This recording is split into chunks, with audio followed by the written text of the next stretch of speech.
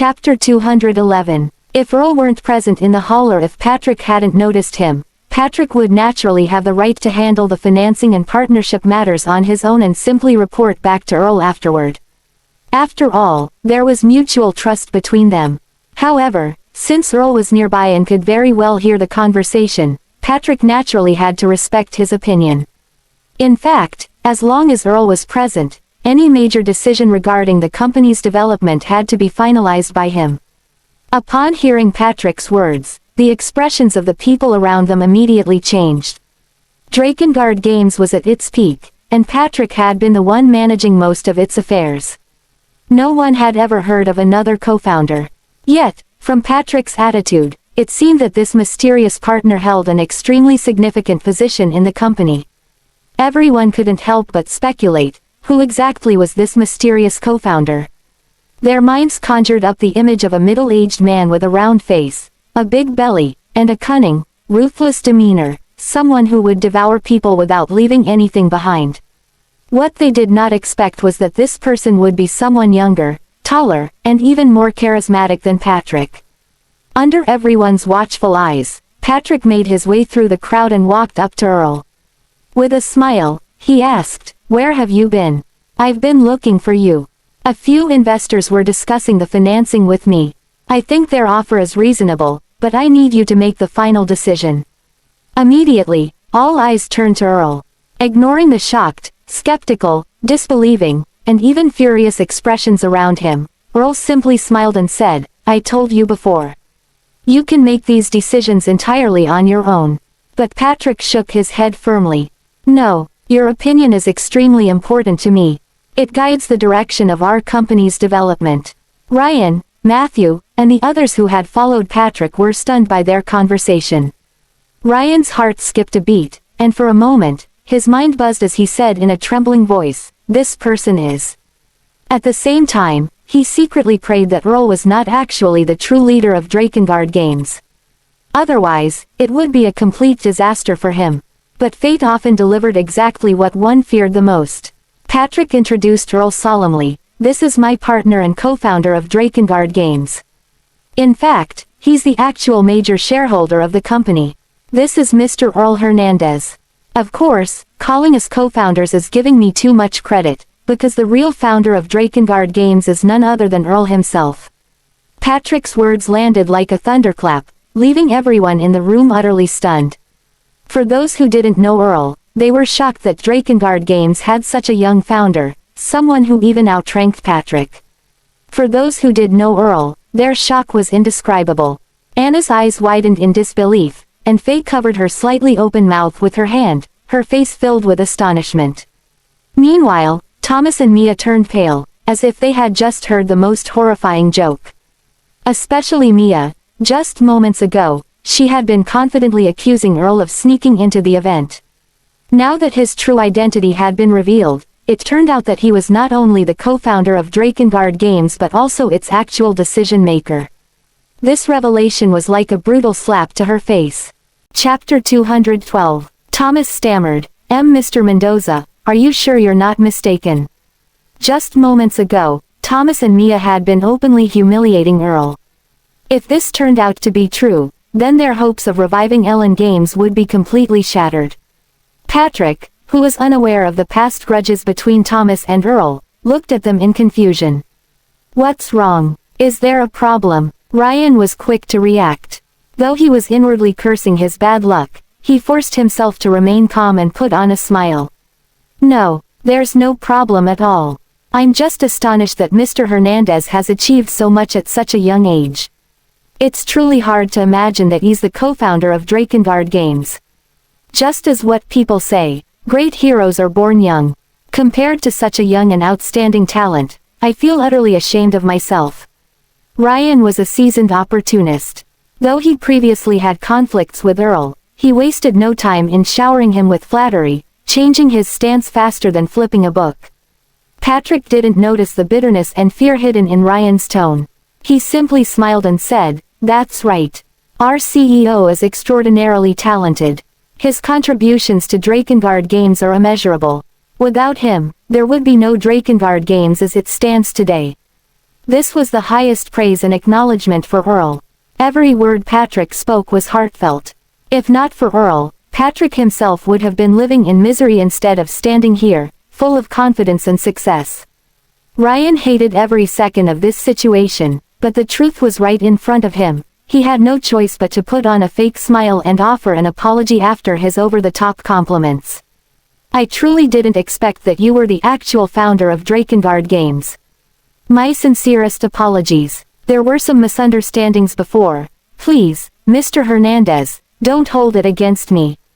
Sometimes, when standing under another's roof, one has no choice but to bow. For the sake of Ellen Gaines' future, Ryan had to swallow his pride before Earl. After all, the company's only hope for survival now lay with Drakengard Games. After apologizing, Ryan discreetly signaled Thomas and Mia, urging them to do the same. Perhaps if they humbled themselves, they could win Earl's favor. However, for Thomas and Mia, bowing their heads and apologizing to someone they had always looked down on was an unbearable humiliation. They had mocked and ostracized Earl countless times in the past. Now, they were supposed to bow to the very person they had once called a nobody. The thought was more painful than death. Under Ryan's pressure, Thomas's and Mia's faces turned bright red.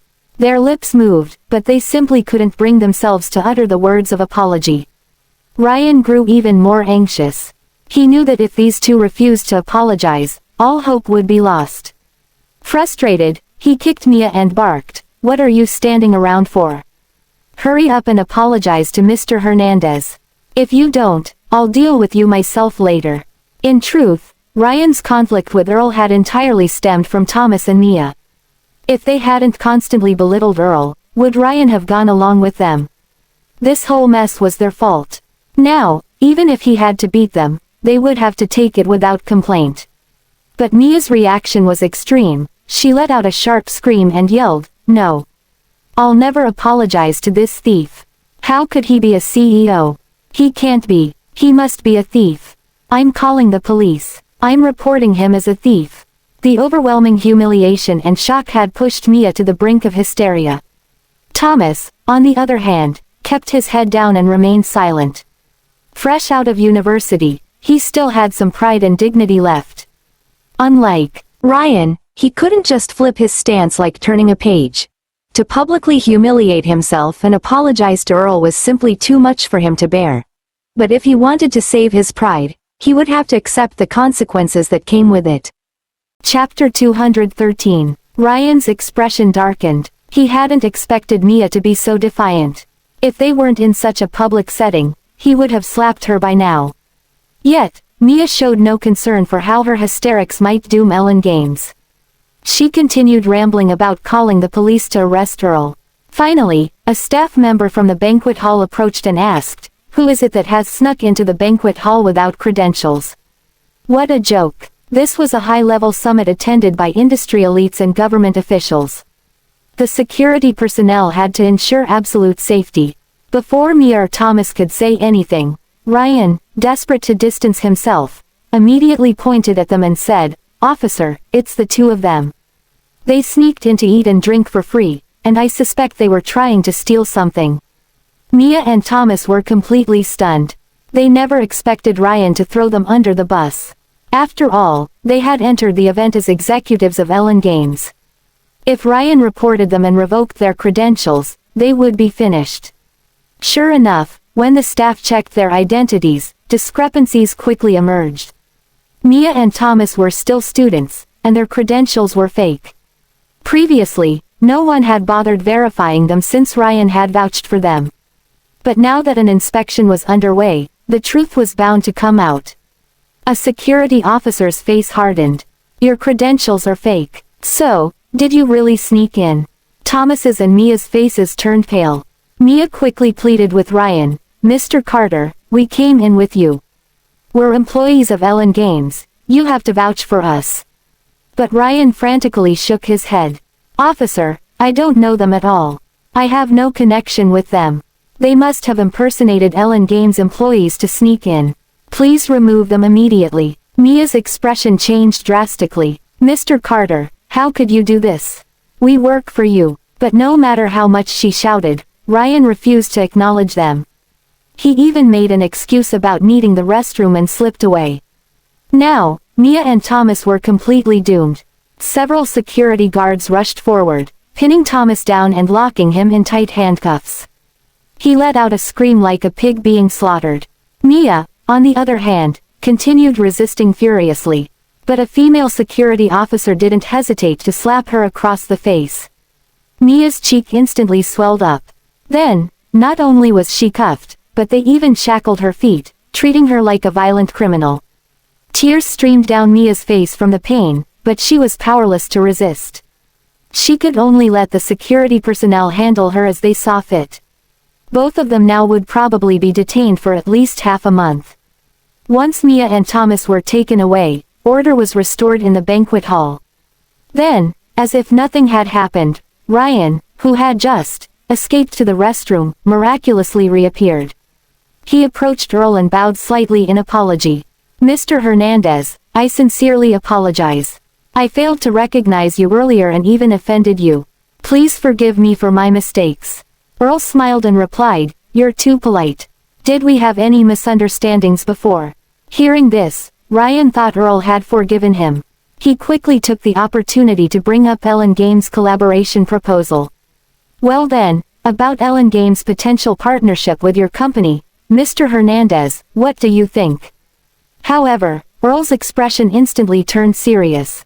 In a calm tone, he said, "While there might be no misunderstandings between us, when it comes to business cooperation, we'll follow the standard procedures. Our team will reach out to your company for discussions. If the terms are suitable, I believe both companies will have a promising partnership." Chapter 214. In the world of business and survival, one often had no choice but to adapt. It was wise to leave a path for the future, as one never knew when they might meet again. Ryan was at least perceptive enough. He had decisively thrown out the two troublemakers to appease Earl. Now, by humbling himself, he was giving Earl a proper explanation. But Earl wasn't a saint. His response was deliberately ambiguous. He neither agreed nor refused. If Ellen Games wanted to collaborate with Drakengard, they would have to prove their worth. Ryan knew that Earl's words were nothing more than an empty promise, and the chances were slim. But he dared not show any resentment. After all, a sliver of hope was still better than none. He could only lower himself further and say, "Thank you, Mr. Hernandez. Ellen Games will do its best." However, Earl had already lost interest in entertaining him. At that moment, numerous investors, upon hearing that the executives of Drakengard were present, flocked over, eager to discuss investment opportunities. Now, Earl and Patrick stood at the center, surrounded by industry tycoons, basking in an atmosphere of admiration. Yet, despite the presence of these influential figures, Earl remained composed and confident. He neither flattered those with high status nor looked down on those with lower standing. From a distance, Anna watched Earl, her heart in turmoil. Only now did she realize that the person they had once looked down upon no longer lived in the same world as them. Even after being cast into the depths of despair and labeled with infamy, no obstacle could break him. He still stood tall, unwavering, and pressed forward fearlessly. Not far away, Faye also observed Earl quietly. Deep inside, an inexplicable ripple stirred in her heart. Surrounded by elite executives and industry leaders, Earl exuded a radiant presence, an indescribable charm that stirred admiration. Time had flown by. It had been a year since the college entrance exam. A year, neither too long nor too short, but enough to change people and events. Over the past year, Faye had relentlessly pushed forward, taking bold strides ahead. Whenever she paused to rest, she found that no peers remained in her sight. She had always believed she had left everyone behind, that she alone stood at the center of the stage, forever the focal point of admiration. Yes, she had thought no one could keep up with her.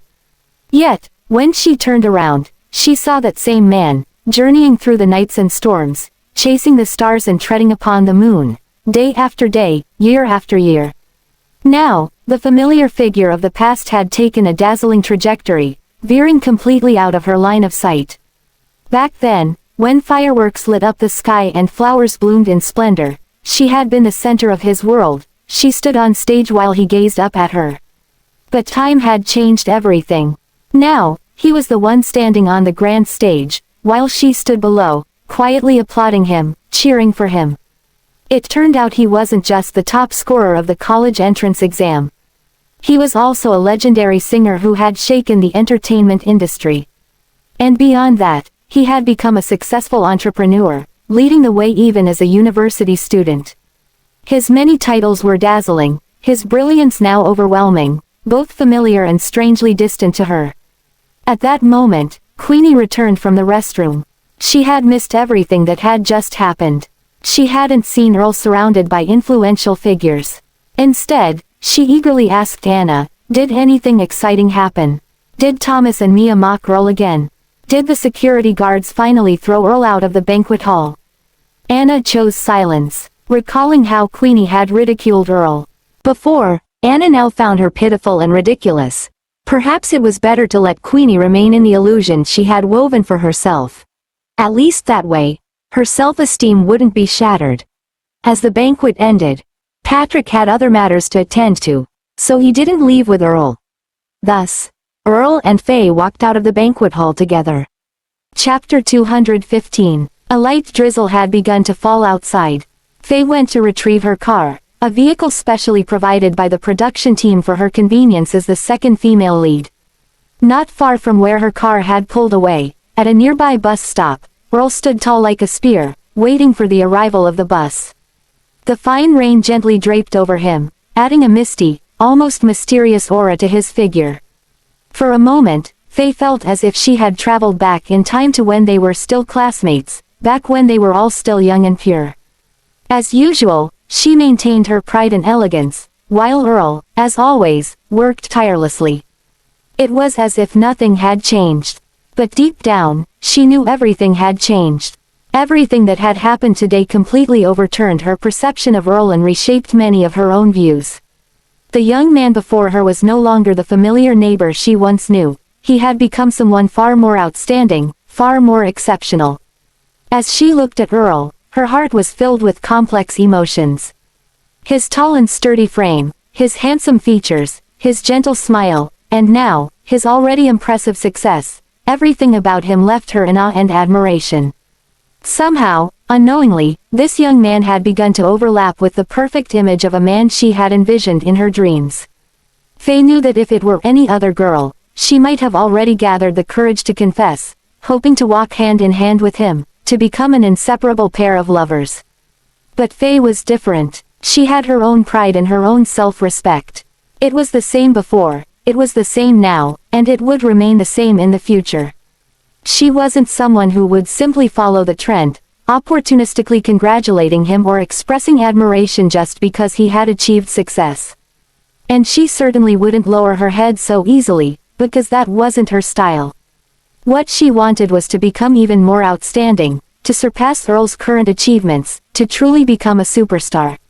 And then, at the right moment, she would drop him some subtle hints, just enough to make this guy gather the courage to pursue her once again. The bus had yet to arrive. So, Faye pulled her car over and walked toward Earl. In a soft voice, she said, "It's raining pretty hard now. How about I give you a ride back to college?" She wasn't surprised that Earl had chosen to take the bus. She knew he had always been frugal. Moreover, any startup company in its early stages wouldn't have much surplus income. And more than that, Earl was never the type to show off. But Earl simply shook his head and declined her offer. "You go ahead. The bus is fine for me." Faye wanted to persuade him further, but when she saw the unwavering look in his eyes, she chose to let it go.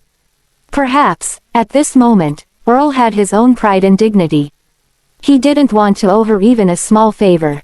So Faye held her head high, carefully hiding the slight disappointment in her heart, then flashed a radiant smile. "All right then, see you around." With that, she waved at him and walked back to her car, thinking to herself, "If you won't get in, I certainly won't beg you." Just then, the bus arrived. Earl waved goodbye to Faye before stepping onto the bus. Chapter 216. As the bus slowly pulled away and Earl was about to disappear from Faye's sight, a sudden panic surged in Faye's heart. Without thinking, she took off running, faster than she ever had before, chasing after the bus. Just as the rear doors were about to close, she leapt onto the bus at the last second and stood before Earl, breathless. Earl stared at her in shock. Faye's damp hair clung to her face, and her bright eyes quietly met his. Then, she flashed a triumphant smile. "I'll go with you." As the bus drove on, the rain ahead grew heavier, nearly obscuring the entire windshield. But inside the bus, Faye felt an unusual sense of warmth and security. There weren't many passengers, yet she still chose to stand close to Earl. It was as if, at that moment, their fates had become intertwined. Just like that, the summer vacation came to an end. During this time, Patrick's negotiations with a major investment firm progressed steadily, with only the final contract signing with Earl remaining. Meanwhile, Faye's interactions with Wenzel and Bianca became more frequent, naturally leading to more time spent with Earl as well. All four of them came from Perthter, a relatively remote city. They often gathered at a small, unassuming restaurant, sharing their dreams and aspirations for the future. Faye frequently sought Earl's advice on music. Though his online music career had been cut short due to the Souls scandal, his superior musical talent was undeniable. After all, the name Soul had once created a legend in the online music world. Even if he had fallen from grace, his talent remained intact. At some point, Faye's attitude toward Earl subtly shifted, from initial indifference to genuine admiration. In her eyes, Earl had transformed from a quiet, unnoticed boy in the corner into the leading star of her stage. At the same time, the historical drama Faye was starring in was in full production. Although it hadn't aired yet, it was already generating heated discussions online, with a promising outlook. Meanwhile, Earl's novel, Legend of the East, which served as the foundation for Drakengard Games' upcoming MMORPG, was quietly gaining traction online. Fantasy novel enthusiasts flocked to it, and its readership numbers continued to soar. As he continued updating the novel, Earl was also planning to write another novel, Legend of the West, a grand vision he had for the future. To outsiders, this idea might have seemed laughable, but Earl was already laying the groundwork for his ambitions. During the summer, Isaac and Joshua had attended a basketball camp overseas. When they returned, their skills had improved significantly. As for Samuel and Jenna, their relationship had begun to show cracks, just as expected. Rumors spread that Jenna was still entangled with her wealthy ex. However, Earl didn't pay much attention to such gossip, but it was no surprise. College romances were fragile, and with Jenna's personality, it was unlikely she would truly settle for someone like Samuel. At the start of the new semester, Earl contacted Caspian to dig up dirt on Flynn. His plan was simple: leak the evidence online and utterly ruin Flynn's reputation. To maximize the impact, he even hired online trolls to ensure the scandal spread far and wide. However, Earl underestimated Flynn's power. Despite investing a significant amount of money in promoting negative news about Flynn across major forums and social media, by the next morning, every single post had mysteriously vanished. Not only that, but the accounts he used to attack Flynn, including the ones hired from the troll farms, were all permanently banned. It seemed this battle would be tougher than expected. Taking down Flynn wouldn't be as easy as he had hoped. Chapter 217. Earl had secretly investigated Flynn before. He knew that while Flynn came from a wealthy family, it was still impossible for him to wield such absolute power on his own. What was truly fearsome, however, was the man backing Flynn, Tristan. As the heir to the Sandalwood Group and its future leader, Tristan's influence was enough to make anyone fall.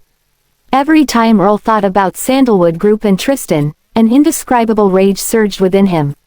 But against such a colossal force, even he had no choice but to temporarily back down. In terms of physical strength, Earl was undoubtedly formidable, but Tristan's elite bodyguards were no pushovers either. In terms of wealth, Earl was nowhere close. If Tristan ever found out that Earl owned Drakengard, a single word from him could completely destroy the company. And in terms of power and influence, if the Sandalwood Group was a vast sea of stars, then Earl was merely a dim speck of light within it. Sometimes, one simply had to admit defeat.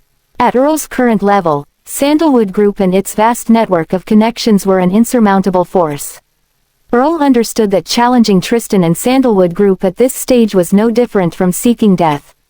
The outcome would undoubtedly be tragic.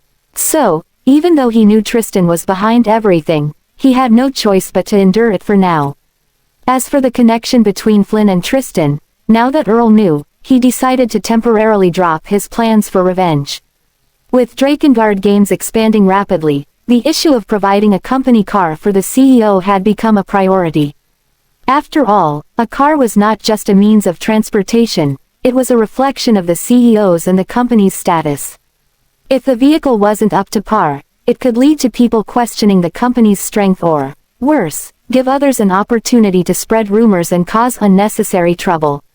It just so happened that a grand car exhibition was set to take place at the Alnewgo International Exhibition Center, not far from the university.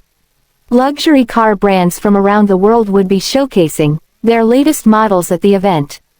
Patrick even went out of his way to send Earl a list of the cars that would be exhibited, allowing him to choose whichever he liked.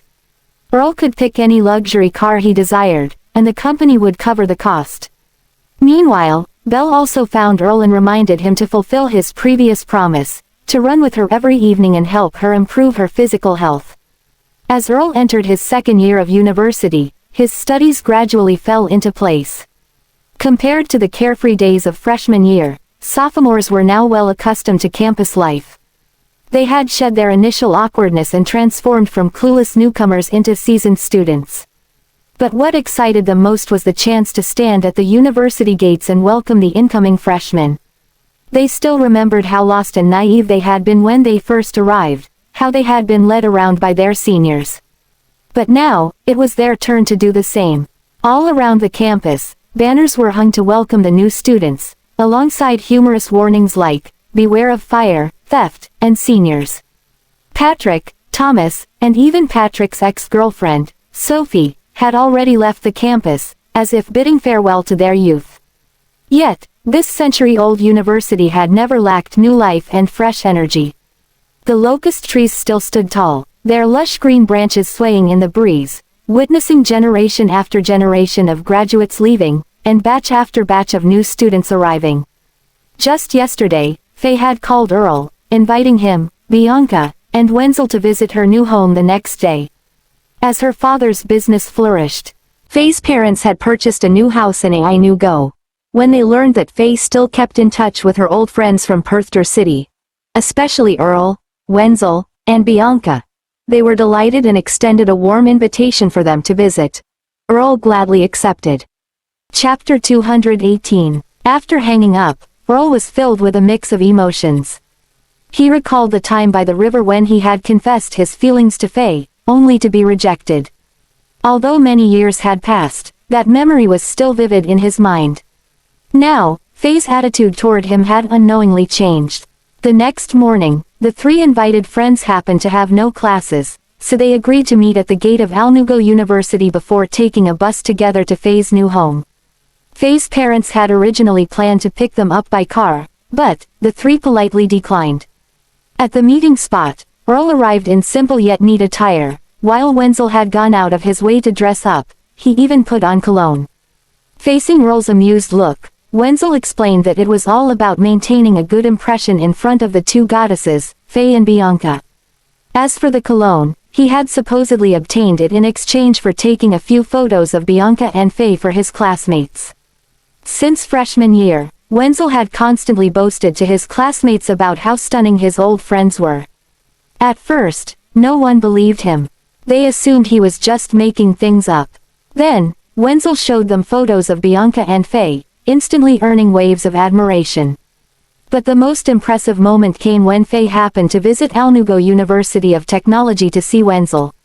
His roommates, who saw her in person, were completely stunned. They found her even more beautiful than in the photos. This unexpected encounter boosted Wenzel's social status in his class. He became someone everyone wanted to befriend. At one point, he even secured a class committee position by bribing his classmates with printed portraits of Faye. It was a pity that Bianca had never visited his university. If she had, it would have caused another uproar. Unlike Wenzel, Bianca kept her outfit simple. Yet, her natural elegance was impossible to conceal. Even in the most ordinary clothes, her beauty and grace remained striking. The three of them soon arrived at Faye's home in Alnewgo. The house was located in the heart of the city. Even with recent price drops, property in this area still cost at least $10,000 per square feet. So, the new house must have cost around $1.5 to $2 million. It was clear that Faye's parents had done quite well for themselves over the years. The house had just been renovated, and today was the perfect occasion to liven up the atmosphere with guests. Aside from inviting her 3 childhood friends, Faye had also invited 2 close roommates from university. When they entered, Faye's mother was busy in the kitchen preparing food, while her father had gone to the hospital to pick up her grandfather. A year ago, Faye's grandfather had been attacked and stabbed by a criminal on a public bus. Though he had recovered after treatment, he still required regular checkups at the hospital. "Benna, how is your grandfather doing now?" a young woman named Lila Zimmer asked, showing concern. That bus incident had shocked the entire nation. It took place on the 7th of June, the first day of the college entrance exam. Due to its severity, the case had been widely reported and used as an example in discussions on public safety. "He's doing well now, just needs regular hospital visits for checkups," Faye replied. Another young woman, Sydney Tanner, was also intrigued by the case and started discussing it. Feared that the criminal was really dangerous. How did they finally subdue him? Chapter 219. Wenzel eagerly began his storytelling. "Oh, you've brought up a topic I actually know a lot about. That Route 2 bus. I used to take it to school every single day. That criminal was really something. Even a few grown men couldn't get close to him. But in the end, he was taken down by an incredibly skilled veteran." As Wenzel spoke, he made exaggerated gestures as if he had witnessed everything firsthand. "A veteran, but I heard it was a student who stopped the attack," Bianca questioned, finding Wenzel's version different from what she had heard. Wenzel shook his head vigorously. "Trust me, it wasn't a student. Think about it. How could a student possibly take down someone like that? That criminal was terrifying." Bianca thought about it for a moment and found his reasoning somewhat logical. Although she had heard from multiple first-hand accounts that the hero who saved the passengers was a student preparing for the college entrance exam, it did seem improbable. How could a frail student possibly defeat a ruthless, armed attacker? So, she decided to drop the subject. Earl, however, found the discussion awkward. After all, who could know the truth better than him? But he had no intention of continuing the conversation, so he quickly changed the topic. "Faye, tell us about your life at Irene Music Academy." Wenzel's interest was piqued immediately. "Oh, yes. Faye, are there many beauties at your academy? Introduce us to a few. We're already sophomores, but we're still single." Faye rolled her eyes at Wenzel. "Just look at my 2 roommates today, that should tell you enough about that." Lila's and Sydney's faces flushed slightly at the compliment. Then, Faye turned to Earl with a teasing smile. "Why, the way you're perking up your ears, don't tell me you're interested too." Earl gave an awkward smile, but before he could respond, Wenzel clapped him on the shoulder. "Come on, Earl, no need to be shy, being single isn't something to be ashamed of. We should take this chance to have Faye introduce us to some girls. I've heard those at the music academy are all really pretty." Faye chuckled and agreed. "All right, I'll introduce you guys when I get the chance." Wenzel looked beyond grateful, as if he could already see a bright future ahead. At that moment, Bianca suddenly asked, "Earl, I heard you have a girlfriend." "A talented girl named Belle." Instantly, all eyes turned to Earl. Even Bianca's soft gaze subtly drifted toward him. Wenzel smacked Earl's shoulder hard. "Damn, Earl, you got a girlfriend and didn't tell your bros. That's not cool." Earl hurriedly clarified, "Belle and I are just classmates. Don't get the wrong idea." "Really, I heard you two are pretty close," Bianca said with a hint of doubt. Earl sighed helplessly and nodded. "Seriously, we're just normal classmates." Faye smiled playfully. "All right, then, if that's the case, I'll find you guys some girlfriends when I get the chance." Chapter 220. Wenzel was endlessly grateful to Faye, as if he could already envision a future where he had built a love nest and grown old with a gentle and beautiful woman from the music academy. At that moment, Sydney teased with a smile, "Faye, don't just worry about others. You need to take care of your own love life too." Lila chimed in, "Yeah. There are so many guys at the academy chasing after you. Isn't there at least one that catches your eye? Are you really planning to stay single until graduation?" Sydney added, "Faye, you have to step up. I even heard that you and Luca are pretty close.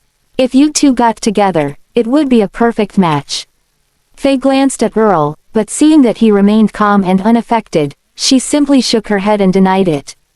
"Stop making things up. There's nothing between us. Really, you and Luca have absolutely nothing going on."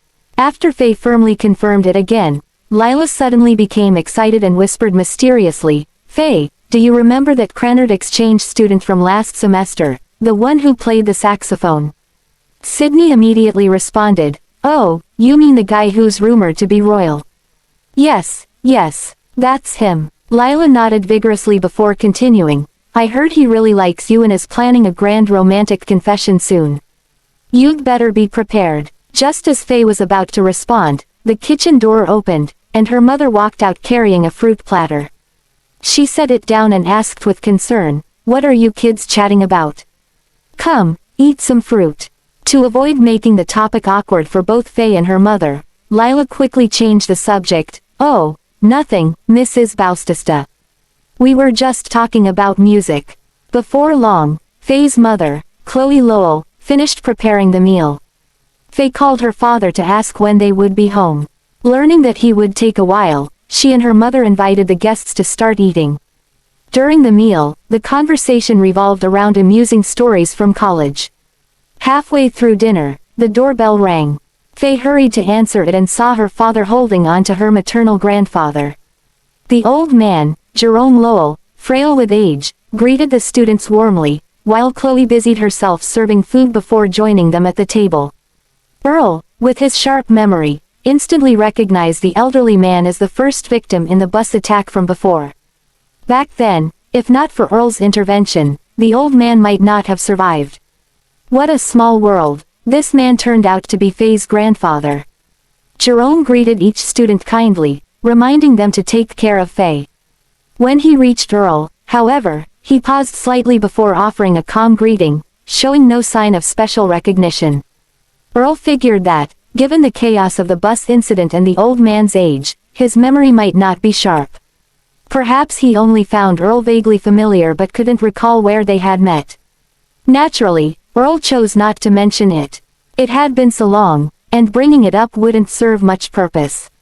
He thought the meal would simply conclude uneventfully, until, just as it was wrapping up, Jerome unexpectedly turned to him and asked, "Young man, you look very familiar. Have we met before?" Earl felt a little awkward, realizing that the old man did have some recollection. "Grandpa, his name is Earl.